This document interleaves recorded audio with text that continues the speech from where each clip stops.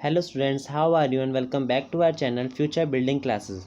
तो आज हम क्लास 7th का chapter number 1 nutrition in plant पढ़ेंगे। यह चैप्टर का वन शॉट वीडियो होगा, तो हम पूरे ही चैप्टर को एक वीडियो में समझेंगे।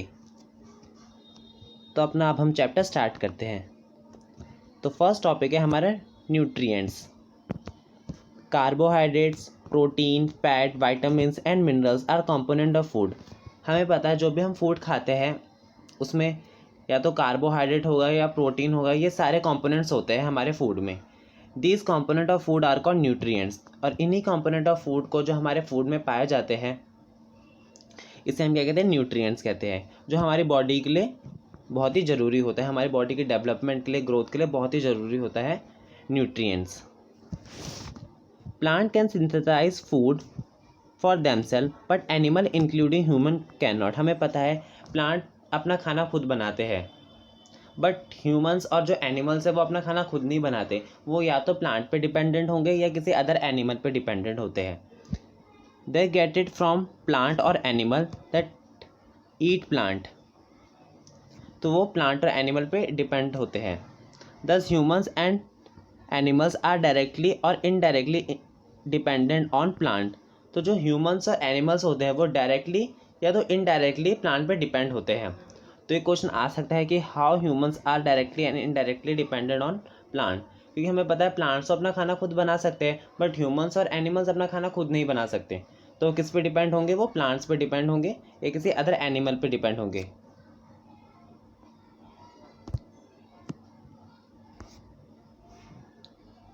देन अब आता है हमारा topic nutrition.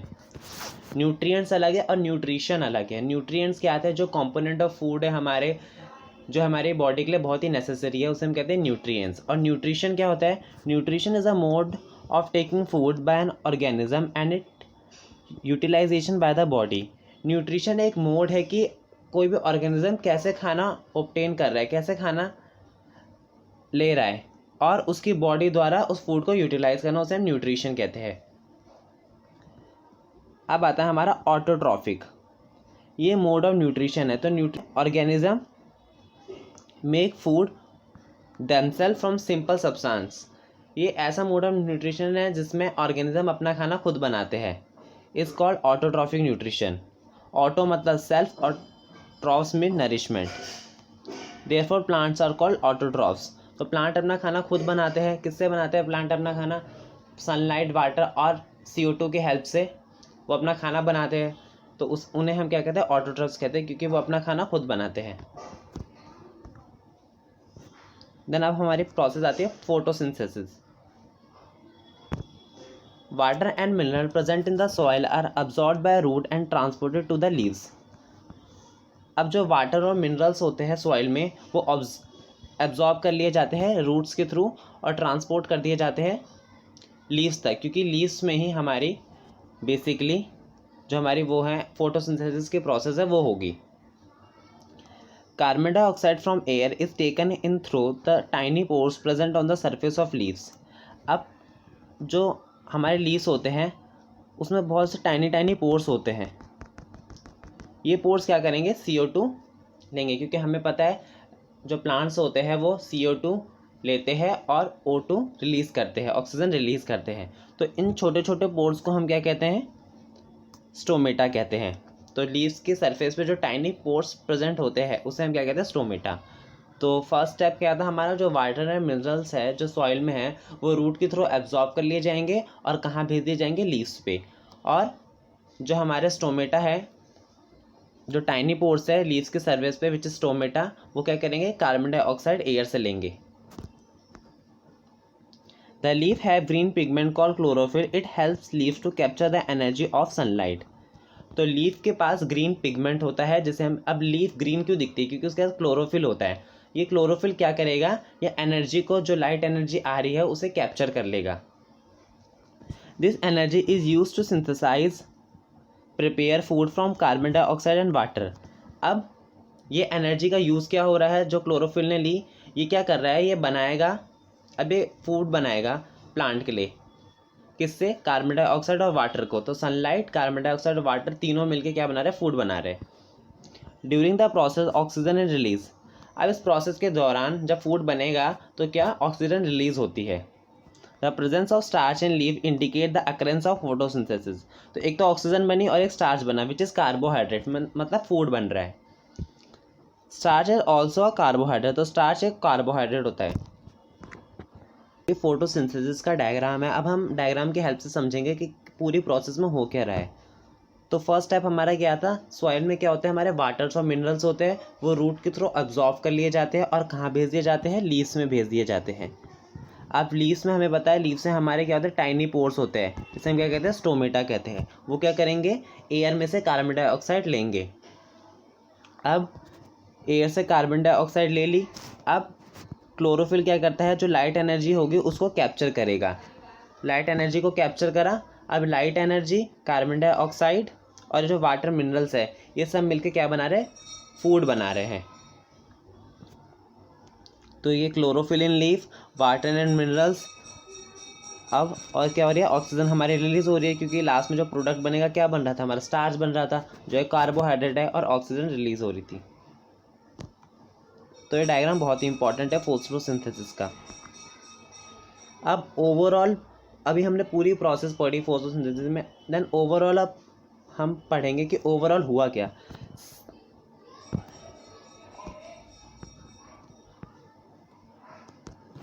Since the synthesis of food occur in the presence of sunlight, it is called photosynthesis. Food का बनना in the presence of light, इसे हम क्या कहते हैं, फोटोसिंथेसिस कहते हैं। Leaves are the food factories of plant. Leaf क्या होती है, प्लांट की फूड फैक्ट्रीज होती है, क्योंकि यहीं पर हमारा सारा जो फूड होता है वो बनता है। So we find that chlorophyll, sunlight, carbon dioxide and water are necessary to carry out the process of photosynthesis. तो हमने जाना कि जो क्लोरोफिल है, सनलाइट है, कार्बन डाइऑक्साइड है और वाटर है, वो बहुत ही ज़रूरी है फोटोसिंथेसिस के प्रोसेस को करवाने में। तो देखिए ओवरऑल पूरी हमारी रिएक्शन कैसे हुई, carbon dioxide plus water, sunlight और क्लोरोफिल के प्रेजेंस में क्या हुआ, फूड बना हमारा कार्बोहाइड्रेट। कार्बोहाइड्रेट क्या होता है, अभी हमने बताया कार्बो हमारे वैसे स्टार्च बनता है, starch which is a carbohydrate, तो हम लिख सकते हैं कार्बोहाइड्रेट प्लस ऑक्सीजन हमारी रिलीज़ हुई। तो ये देख रहे हैं आप इस डायग्राम की हेल्प से भी कि क्या वाटर और मिनरल्स लीव्स पे जा रहे हैं और रिएक्शन हुई और लीव्स में क्या बना, स्टार्च बना विच इज़ अ कार्बोहाइड्रेट और ऑक्सीजन रिलीज हुई। तो ये ओवरऑल रिएक्शन है। देन आपके बुक में एक डायग्राम है, हम इसे भी समझते हैं। यह है सेक्शन ऑफ लीव। लीव का सेक्शन एट माइक्रोस्कोपिक लेवल पे दिखा रखा है ये। तो ये गार्ड सेल है। अब गार्ड सेल क्या होते हैं, गार्ड सेल ऐसे होते हैं, ऐसे हम कह सकते हैं ये हमारे गार्ड सेल्स होते हैं, जैसे इसमें भी दिखा रखा है ये गार्ड सेल्स है। तो गार्ड सेल का फंक्शन क्या होता है, ये रेगुलेट करते हैं ओपनिंग और क्लोजर ऑफ स्टोमेटल पोर। तो ये जो स्टोमेटा की ओपनिंग है ना, ये जो स्टोमेटा कि स्टोमेटा कब खुलेगा कब बंद होगा, तो ये किसके थ्रू रेगुलेट हो रहा होता है, गार्ड सेल के थ्रू रेगुलेट हो रहा होता है। तो गार्ड सेल ही रेगुलेट करती है कि कब स्टोमेटा खुलेगा कब स्टोमेटा बंद होगा। ये स्टोमा, स्टोमेटा, लीफ में दिखा रहा है स्टोमेटल ओपनिंग, मतलब स्टोमेटा की ओपनिंग, और guard cell. Photosynthesis also takes place in other green part of the plant. अब वैसे तो हमने पढ़ा है कि फोटोसिंथेसिस लीफ में होता है, बट प्लांट का जो भी पार्ट ग्रीन होता है ना, वो सारे पार्ट क्या करते हैं, फोटोसिंथेसिस करते हैं। तो प्लांट का जो भी पार्ट ग्रीन होगा वो क्या करेगा, फोटोसिंथेसिस करेगा। Like green stem and green branches, ये सब क्या करेंगे, फोटोसिंथेसिस करेगी। तो प्लांट का जो भी पार्ट ग्रीन है वो क्या करेगा, फोटोसिंथेसिस करेगा। अब आपके बुक में है कि जो डेजर्ट प्लांट होते हैं, लाइक डेजर्ट प्लांट है एक, आप देखते हैं डेजर्ट प्लांट में बहुत सारी स्पाइक्स होती है, मतलब कांटे होते हैं। तो कांटे क्या होते हैं, वो जो लीफ होती है ना उनकी, वो लीफ ही मॉडिफाई हो जाती है थ्रॉन्स में, कांटों में। जो ये लीफ है वो मॉडिफाइड है।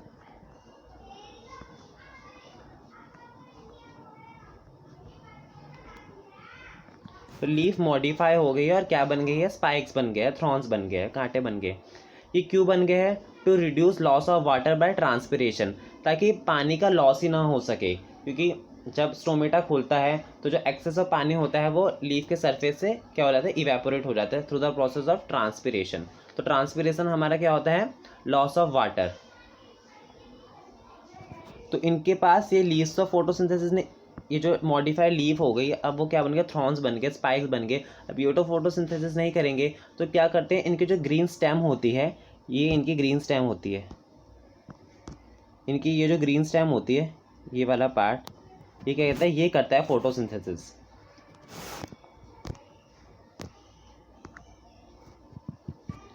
Bujo have observed some plant with deep red, violet or brown leaves. He want to know whether these plant carry out photosynthesis.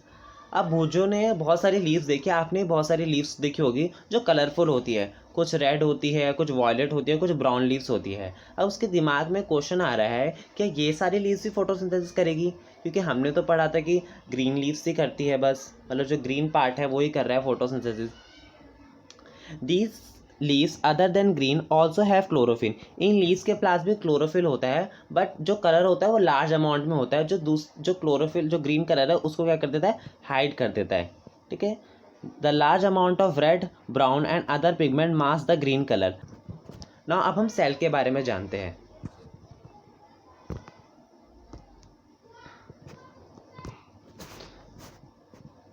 तो हमें पता है हमारी बॉडी मिलियंस ऑफ सेल्स से मिलके बनी हुई होती है। Cells is a functional fundamental unit of our life, structural and functional unit of our life, क्योंकि हमारी बॉडी छोटे छोटे सेल्स से मिलके हुए बनी हुई है। तो एक सेल का डायग्राम है, इसके जो आउटर वाली जो लेयर होती है इसे हम क्या कहते हैं, एनिमल सेल का डायग्राम है, जो आउटर वाली लेयर होती है उसे हम कहते हैं सेल मेम्ब्रेन।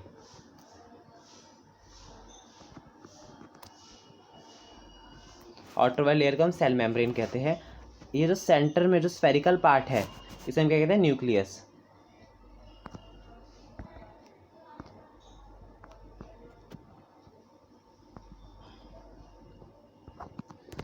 सेंटर वाले पार्ट को क्या कहते हैं, हम न्यूक्लियस कहते हैं। इसे ब्रेन भी कहते हैं सेल का, क्योंकि ये सारे जो सेल के ऑर्गेनेले होते हैं, मतलब जो भी सेल में होंगे माइटोकॉन्ड्रिया, उन सबको ये रेगुलेट करता है।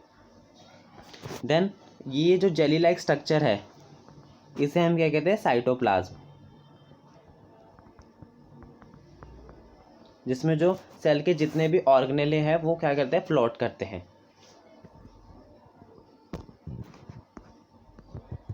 देन अब हम एल्गी के बारे में पढ़ते हैं। They contain chlorophyll which gives them the green colour. तो एल्गी के पास भी क्लोरोफिल होता है, तो अब क्लोरोफिल है तो ये फोटोसिंथेसिस भी करेंगे। तो algae can also prepare their own food by photosynthesis. अब आपने देखा होगा जहाँ पर पानी वाली जगह होती है वहाँ पर ग्रीन ग्रीन कलर का कुछ उगा रहता है, जैसे ये पॉन्ड है, इसमें भी ग्रीन ग्रीन कलर का ये उगे हुए हैं। तो ये क्या है, ये एल्गी है, तो इनके पास भी क्लोरोफिल है। अब हमें पता है जो भी जिनके पास भी क्लोरोफिल होगा वो क्या करेंगे, फोटोसिंथेसिस करेंगे। तो एल्गी भी क्या कहते हैं, फोटोसिंथेसिस करते हैं। Heterotrophs, organisms that cannot synthesize their own food and depend on others are called heterotroph। तो वो ऑर्गेनिज्म जो अपना खाना खुद नहीं बना सकते और दूसरों पर डिपेंड होते हैं उन्हें हम क्या कहते हैं, हेटेरोट्रॉफ। और इनके मोड ऑफ न्यूट्रिशन को क्या कहते हैं हम, हेटेरोट्रॉफिक मोड ऑफ न्यूट्रिशन। जैसे प्लांट्स हमने देखा ऑटोट्रॉफिक मोड ऑफ न्यूट्रिशन, क्योंकि वो अपना खाना खुद बनाते हैं, बट हेटेरोट्रॉफ्स अपना खाना खुद नहीं बनाते। तो जो ऑर्गेनिज्म है वो जो अपना खाना नहीं बनाते उन्हें हम क्या कहते हैं, हेटेरोट्रॉफ्स कहते हैं। देन अब आता है कस्कूटा अमरबेल। Cuscuta is called parasite, it doesn't have chlorophyll. Cuscuta भी एक प्लांट होता है जिसे हम क्या कहते हैं, पैरासाइट कहते हैं। पैरासाइट क्यों, क्योंकि दूसरे प्लांट से फूड लेता है। It take readymade food from the plant on which its climbing. The plant on which climb is called होर्स। तो जिस प्लांट पे चढ़ेगा उसे हम कहेंगे होर्स। तो ऐसे करके जैसे कोई प्लांट है, अब एक कस्कूटा इस पे चढ़ा हुआ है, तो क्या करेगा, इस प्लांट से न्यूट्रिशन लेने लग जाएगा, फूड लेने लग जाएगा इस प्लांट से। और इस प्लांट को हम क्या कहेंगे, जिससे ये फूड ले रहा है उसे हम कहेंगे होस्ट कहेंगे।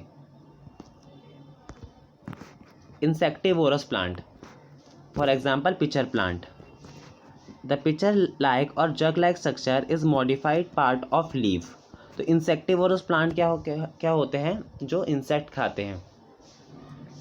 तो इसमें जो पिचर होता है, ये जग लाइक स्ट्रक्चर होता है, वो मॉडिफाइड लीफ का पार्ट होता है। लीफ ही मॉडिफाइड करके क्या बनाती है, एक पिचर लाइक और जग लाइक स्ट्रक्चर बनाती है, लाइक ऐसे सा कुछ स्ट्रक्चर बनाती है। लीफ ही मॉडिफाइड होके ऐसा सा स्ट्रक्चर बना रही है। The apex of leaf form a lid which can open and close the mouth of the pitcher. अब एपेक्स ऑफ लीफ, एपेक्स क्या होता है, लाइक ये लीफ है, ये लीफ है हमारी। लीफ का जो ऊपर वाला पार्ट होता है ना, इसे हम क्या कहते हैं, एपेक्स कहते हैं। तो यही एपेक्स क्या हो रहा है, मॉडिफाइड करके क्या बना रहा है, हमारा पिचर बना रहा है और उसके लीड बना रहा है, ढक्कन बना रहा है। तो क्या करेगा, जो पिचर का माउथ क्लोज और बंद होने में ये हेल्पफुल होता है। Inside the pitcher there are hair which are directed downward. तो जो पिचर होता है हमारा, उसके अंदर क्या होते हैं, हेयर्स लाइक स्ट्रक्चर्स होते हैं, जो नीचे की तरफ ऐसे करके झुके हुए होते हैं, ऐसे करके, लाइक पिचर के अंदर। When an insect land in the pitcher, the lid close and trapped insect get entangled into the hair. तो जब भी कोई इसमें इंसेक्ट आता है तो क्या करता है, अपना लिड क्लोज कर लेता है, और जो इंसेक्ट होता है वो ट्रैप कर लेता है, फंस जाता है वो जो हेयर लाइक स्ट्रक्चर होता है उसमें। The lid close and the insect is trapped. अब लिड क्लोज हो चुका है और इंसेक्ट हमारा फंस चुका है। The insect is digested by the digestive juice secreted by the pitcher. अब पिचर प्लांट क्या करेगा, अपने डाइजेस्टिव जूस रिलीज करेगा, और वो डाइजेस्टिव जूस क्या करेंगे, उस इंसेक्ट को डाइजेस्ट करेंगे और न्यूट्रिएंट्स वो एब्जॉर्ब कर लेगा, जो पिचर होगा। सच इंसेक्ट ईटिंग प्लांट और कॉल्ड इंसेक्टिवोरस। तो इन्हीं इंसेक्ट ईटिंग प्लांट्स को हम क्या कहते हैं, इंसेक्टिवोरस प्लांट्स कहते हैं। तो आपकी बुक में दे रखा है पिचर प्लांट का डायग्राम। तो देखो, लीव्स का एपेक्स है, मैंने बताया था एपेक्स क्या होता है, लीफ का ये ऊपर वाला पार्ट, तो इसे हम एपेक्स कहते हैं। तो ये मॉडिफाई होकर क्या बन गया, हमारा पिचर बन गया, जग लाइक स्ट्रक्चर बन गया। तो इसमें क्या होता है, हेयर्स होते हैं इसके अंदर विच आर डायरेक्टेड डाउनवर्ड। अब कोई भी इंसेक्ट इधर आके बैठा,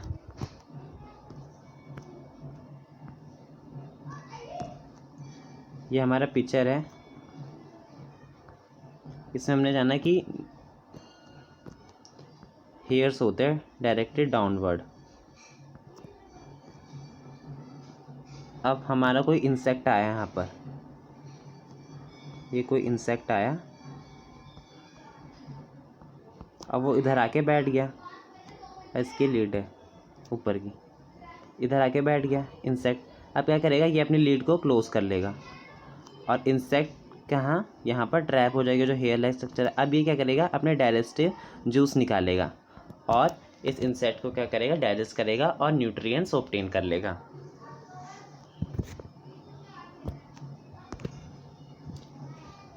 सेप्रोट्रोफिक nutrition, this mode of nutrition in which organism take in nutrition from dead and decaying matter is called saprotrophic nutrition. ये उस टाइप का न्यूट्रिशन है जिसमें जो ऑर्गेनिज्म होते हैं वो किन से न्यूट्रिएंट्स लेते हैं, डेड एंड डिकिंग मैटर से, सड़े गली चीज़ों से अपना खाना लेते हैं, उसे हम क्या कहते हैं, इस टाइप की न्यूट्रिशन को क्या कहते हैं, saprotrophic nutrition. Such organism with saprotrophic mode of nutrition are called saprotroph. तो जो organism saprotrophic mode of nutrition use करते हैं उसे हम क्या कहते हैं, saprotroph. For example fungi, fungi also grow on pickles, leathers, cloth and other article. तो फंजाई हमारे पिकल्स, अचार, लेदर, क्लोथ्स और आर्टिकल चीज़ों में भी कभी कभी फंजाई लग जाती है। या आप ब्रेड को आप बिना डायरेक्ट मतलब सन से दूर रख के कहीं अंधेरी जगह पर रखो तो कुछ टाइम पे क्या होगा, उधर उसमें फंजाई जम जाएगी, फंजाई ग्रो होने लग जाएगी।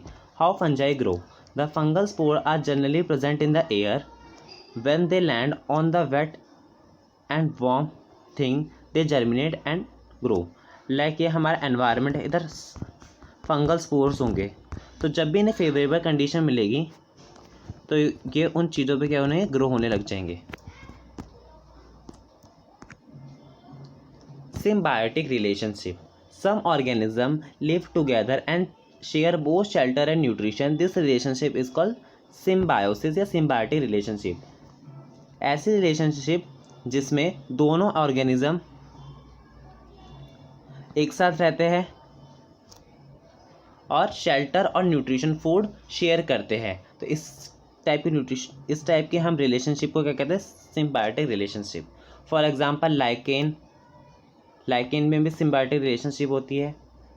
Certain fungi which live inside the root of plant, तो कुछ फंजाई और किस पेड़ों की रूट ऑफ प्लांट में भी ये सिम्बायोटिक रिलेशनशिप होती है, मतलब कोई किसी को न्यूट्रिशन दे रहा होगा और कोई किसी को शेल्टर प्रोवाइड कर रहा होगा. अब लाइकेंस के बारे में पढ़ते हैं. अ chlorophyll containing partner which is an alga and fungus live together. तो लाइकेंस में किन के बीच में सिम्बायोटिक रिलेशनशिप हो रही है? एल्गी और फंजाई के बीच में. The fungus provide shelter water and nutrition to the alga. तो फंगस क्या प्रोवाइड कर रहा है? एल्गी को शेल्टर प्रोवाइड कर रहा है, वाटर और मिनरल्स प्रोवाइड कर रहा है. And in return the alga prepare and provide food to the fungus. और रिटर्न में एल्गी क्या दे रही है? उसे फूड बना के दे रही है, क्योंकि हमें पता है एल्गी के पास क्लोरोफिल होता है, तो वो तो फूड अपने आप प्रिपेयर कर सकती है. लेकिन हम इसे ऐसे समझ सकते हैं कि हमारा फंजाई है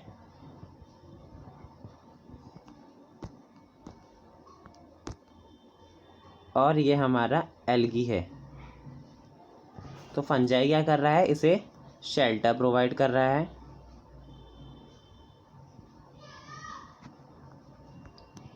और एल्गी क्या कर रही है? इसे फूड बना के दे रही है. क्या बना के दे रही है? फूड बना के दे रही है. तो ये शेल्टर प्रोवाइड कर रहा है, मतलब घर टाइप बना के दे रहा है, उसे घर प्रोवाइड कर रहा है, और एल्गी उसे फूड बना के दे रही है. देन अब हमारा टॉपिक आता है how nutrients are replenished in the soil. जो हमारी सॉइल है उसमें न्यूट्रिशन कहाँ से आ रहे हैं, कहाँ से रिफिल किए जा रहे हैं nutrition? The bacterium called rhizobium can take atmospheric nitrogen and convert into the usual form. क्योंकि हमें पता है कि हमारे जो प्लांट्स होते हैं वो जो एटमॉस्फेयर में जो नाइट्रोजन है उससे वैसी फॉर्म में नहीं ले सकते. तो क्या होता है? जो राइजोबियम बैक्टीरिया होता है वो एटमॉस्फेरिक नाइट्रोजन को लेता है और कन्वर्ट कर देता है यूजेबल फॉर्म में, ताकि प्लांट उसे ले सके. But rhizobium can not make its own food, so it often lives in the roots of gram, pea, moong, beans and other legumes and provide them with nitrogen. तो अभी हमने सिम्बायोटिक रिलेशनशिप पढ़ा था, जिसमें क्या कर रहा था कि कोई किसी को शेल्टर प्रोवाइड करेगा, कोई किसी को फूड देगा. तो हमें पता है कि राइजोबियम अपना खाना खुद नहीं बना सकता, तो क्या करेगा? वो रूट्स में रहेगा, किनके? ग्राम्स, पी, जो फलीदार हमारे जो पौधे होते हैं उनमें रहेगा. तो वो उन्हें तो जो वो हमारी वो होगी रूट्स होगी ग्राम पे की, वो उन्हें फूड देगी, और बदले में क्या देगा? राइजोबियम उन्हें नाइट्रोजन फिक्स करके देगा. नाइट्रोजन यूजेबल फॉर्म में कन्वर्ट करेगा ताकि वो ले सके. In return the plant provide food and shelter to the bacteria. तो रिटर्न में क्या कह रहे हैं? फूड और शेल्टर प्रोवाइड कर रहे हैं. दस they have a symbiotic relationship. अभी मैंने आपको बताया, तो इनके बीच में क्या सिम्बायोटिक रिलेशनशिप है. तो जो रूट्स होती है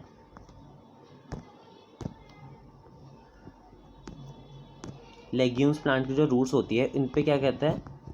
ये राइजोबियम बैक्टीरिया रहता है.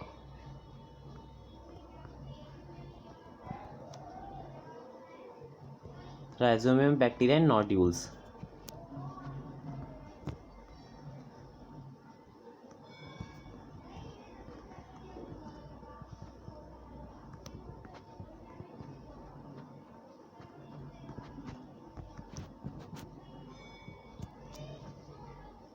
तो राइजोबियम बैक्टीरिया क्या कर रहा है? इन्हें नाइट्रोजन यूजेबल फॉर्म में कन्वर्ट करके दे रहा है, और बदले में ये प्लांट्स क्या दे रहे हैं? लाइक पी, बीन्स, मूंग, क्या दे रहे हैं? इन्हें बदले में फूड दे रहे हैं और शेल्टर प्रोवाइड कर रहे हैं. तो एक टाइप का सिम्बायोटिक रिलेशनशिप है ना. अब हम कुछ क्वेश्चन डिस्कस कर लेते हैं. Fill in the blanks.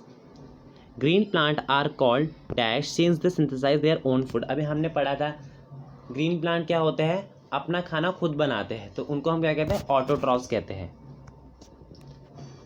The food synthesize by the plant is stored as, हमने देखा था कि फोटोसिंथेसिस के प्रोसेस में क्या हो रहा था, कार्बन डाइऑक्साइड, वाटर, सनलाइट और क्लोरोफिल के प्रेजेंस में क्या हो रहा था, हमारा कार्बोहाइड्रेट बन रहा था, स्टार्च बन रहा था और ऑक्सीजन रिलीज हो रही थी। तो फूड क्या बन रहा है, किस फॉर्म में स्टोर्ड हो रहा है फूड, स्टार्च की फॉर्म में। In photosynthesis solar energy is absorb by pigment, हमने पढ़ा था स्टेप में कि कौन सोलर एनर्जी को एब्जॉर्ब कर रहा है, क्लोरोफिल एब्जॉर्ब करता है। तो आंसर क्या होगा, chlorophyll. During photosynthesis plant take in, हमें पता है कि पौधे क्या लेते हैं, कार्बन डाइऑक्साइड लेते हैं और क्या रिलीज करते हैं, ऑक्सीजन। तो फोटोसिंथेसिस के प्रोसेस में कार्बन डाइऑक्साइड लेते हैं और ऑक्सीजन रिलीज करते हैं। तो स्टूडेंट, इसी के साथ हमारा पूरा chapter nutrition in plant complete होता है। होप आपको पूरा चैप्टर अच्छे से समझ में आ गया होगा। स्टिल आपको अगर कोई भी डाउट हो तो आप कमेंट करके पूछ सकते हो। So thank you and have a nice day.